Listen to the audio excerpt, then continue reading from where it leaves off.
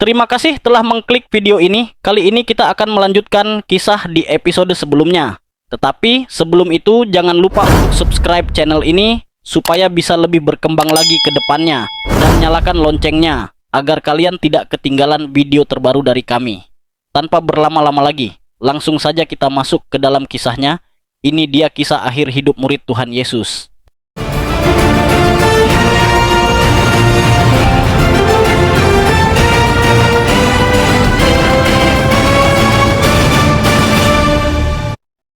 Sebelum terangkat ke sorga, Tuhan Yesus memberikan amanat agung untuk melayani dan memberitakan keselamatan ke seluruh dunia.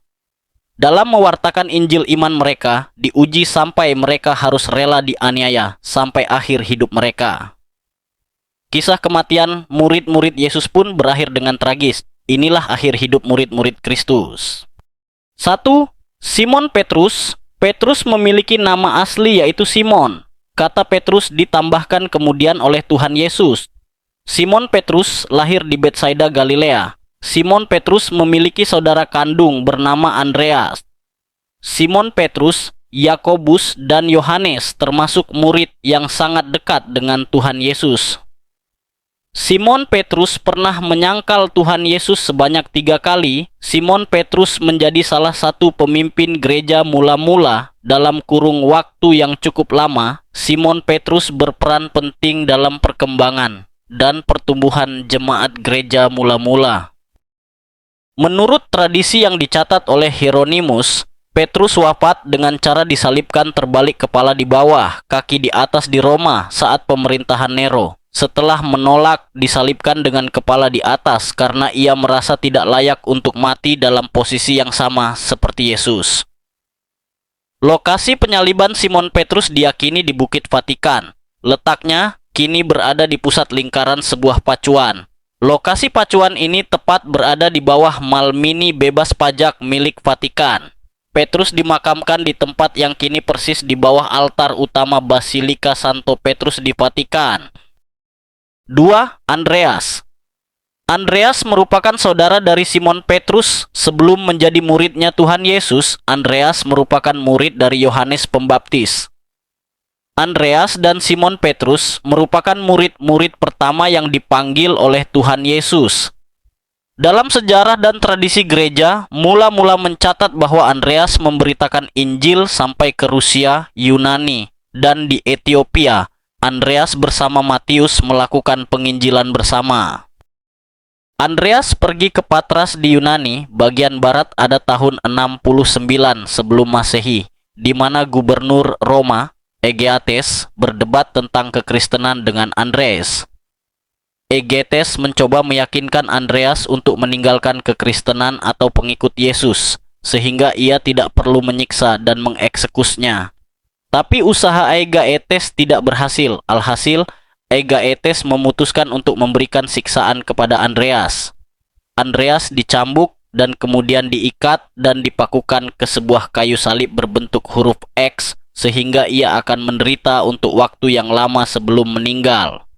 Andreas tetap terikat di tiang gantung selama 2 hari, di mana selama 2 hari itu dia terus berkhotbah kepada orang yang lewat walau dalam posisi tergantung salib.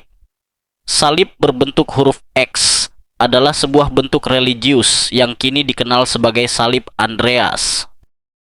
3. Yakobus anak Zebedeus. Yakobus memiliki adik yang bernama Yohanes yang merupakan salah satu murid Tuhan Yesus. Mereka berdua juga merupakan saudara sepupu dari Yesus. Orang tua mereka adalah Zebedeus dan Salome. Yakobus, anak Zebedeus ini adalah murid pertama yang menjadi martir dari antara 12 murid. Dia dihukum mati sekitar tahun 44 Masehi atas perintah Raja Herodes dari Yudea.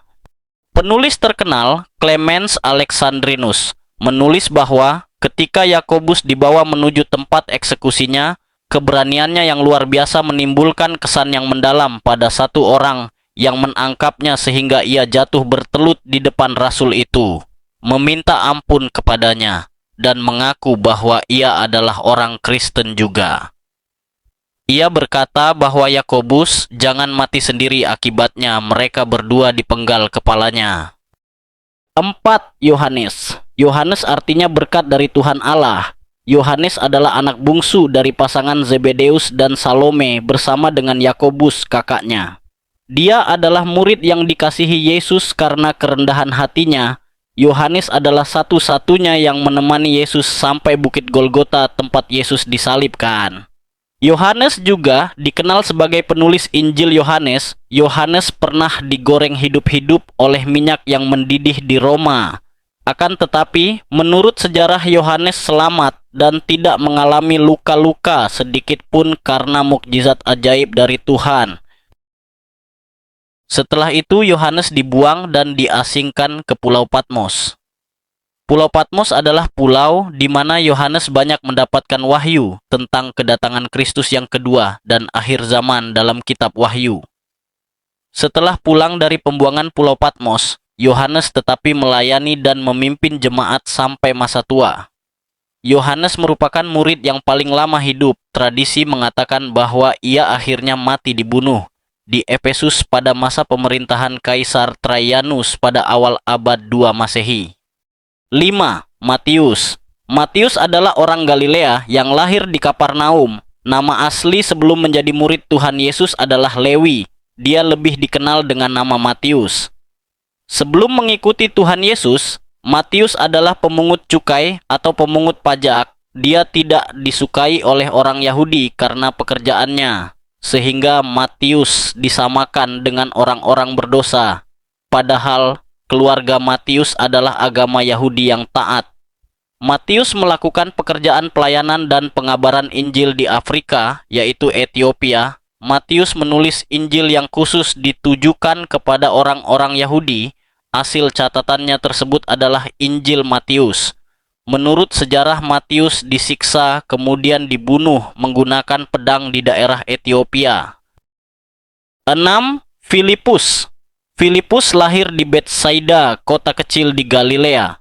Filipus merupakan murid Yesus yang banyak dikisahkan di Injil Yohanes.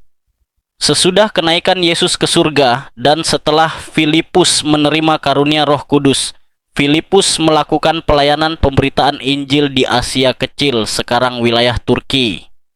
Filipus dihukum cambuk dan dipenjara kemudian disalibkan di Hierapolis, Frigia.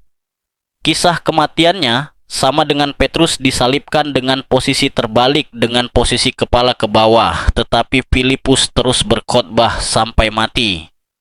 Filipus martir tepat 10 tahun setelah kematian Yakobus pada tahun 54 Masehi. Dan bagaimana kelanjutan dari kisah murid-murid Tuhan Yesus yang lainnya? Saksikan di episode selanjutnya. Dan jangan lupa untuk subscribe channel ini supaya bisa lebih berkembang lagi ke depannya. Dan nyalakan loncengnya agar kalian tidak ketinggalan video terbaru dari kami.